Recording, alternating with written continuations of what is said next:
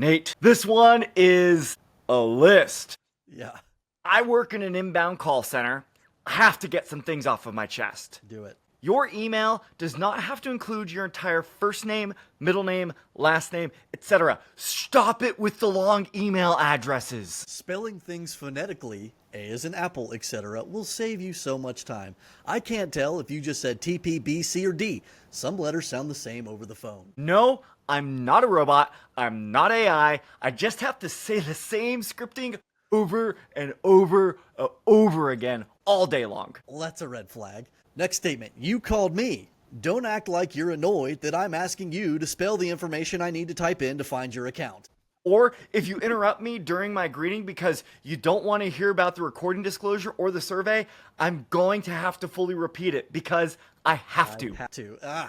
Asking for my supervisor will not get you a different result. They will reword what I advised you of. If you have an embarrassing email, stop telling me that you made it when you were younger.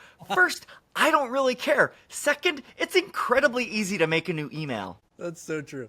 If you have a screaming baby or work at McDonald's, don't call me with the baby in your arms. Don't call me while you're at work. I have been equally guilty of multitasking and beeping from the quarter pounder grill and screaming infants. First, this is like, I will confess, one of the things that has been ingrained into me is using the phonetic alphabet.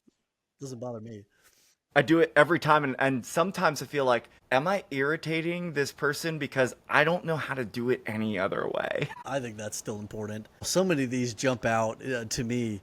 Gosh, the classic, I want to speak to your manager. Like, I want to speak to them right now. And it's like, oh my gosh. Okay, so you're going to sit there on hold when we can finally get you on the line with the manager. There is not going to be a different outcome. You're just wasting your own time and all of our time. If it's an environment, actually the very worst thing that could happen there, Justin, is where they do get the manager and the manager does do something different. Think about being an agent in that situation and how disabling that is.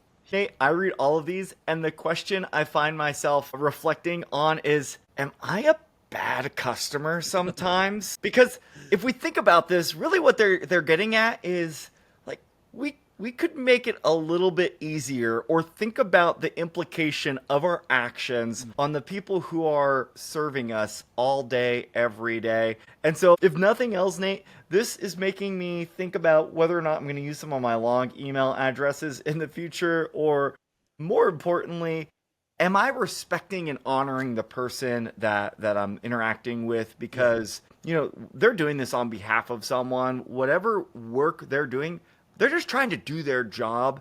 And how can I be more honoring of that? Yeah, I like that. Something that's uncomfortable in my mind, the one that says, no, I'm not a robot, I just have to use this script all day. Friend, you're about to get automated. If you're in a customer service environment where they're using scripts to that degree, your job is not going to be the same for long. Either they're going to get it and realize we need to treat these people like humans and leverage our human talent in that way, or they're going to fully automate their service. Yeah, Nate, I think we're going to see an interesting shift there. I was going to visit back on that one as well. I think the key thing that you said is that the work is going to change. Are consumers going to tolerate fully automated experiences anytime soon?